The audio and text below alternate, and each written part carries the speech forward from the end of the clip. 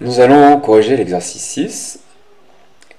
Donc là, on n'a plus des suites définies par une intégrale, mais des fonctions définies par une intégrale. C'est-à-dire, au lieu que l'intégrale dépende d'un entier n, elle va dépendre d'un réel x. Donc quand ça dépend d'un réel, on appelle ça une fonction.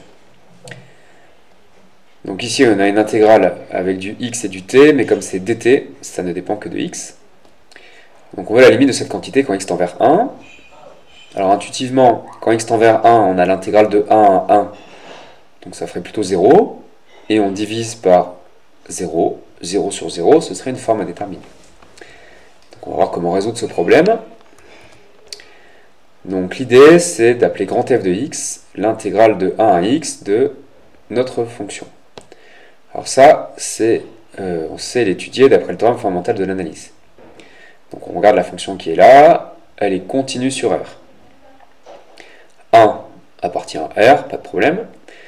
Donc d'après le théorème fondamental de l'analyse, on sait que cette fonction grand f, elle est définie et de classe C1 sur R, et que sa dérivée, c'est la fonction qui est là, mais attention, il faut remplacer notre variable muette par la variable globale qui était x. Donc grand f' de x, c'est exponentielle x carré sur 1 plus x carré. Donc il va falloir utiliser ceci dans l'exercice. Grand f est de classe C1 et on connaît sa dérivée. Donc on dit que pour x différent de 1, la quantité qu'on demande de calculer,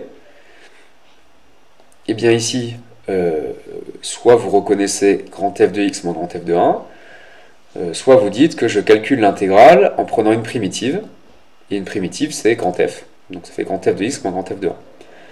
Donc ça vous le divisez par x moins 1, ici vous reconnaissez un taux d'accroissement, quand x tend vers 1, ça tend vers la dérivée, et pour que ce soit vrai, il faut que la fonction soit dérivable au point 1, elle est de classe C1 sur R, donc pas de souci. Et donc grand f' de 1, vous remplacez x par 1, ici ça fait e sur 2, et donc on a trouvé la limite cherchée, c'est e sur 2. Donc ça ne se voyait pas, mais ici on calculait la limite du taux d'accroissement d'une primitive.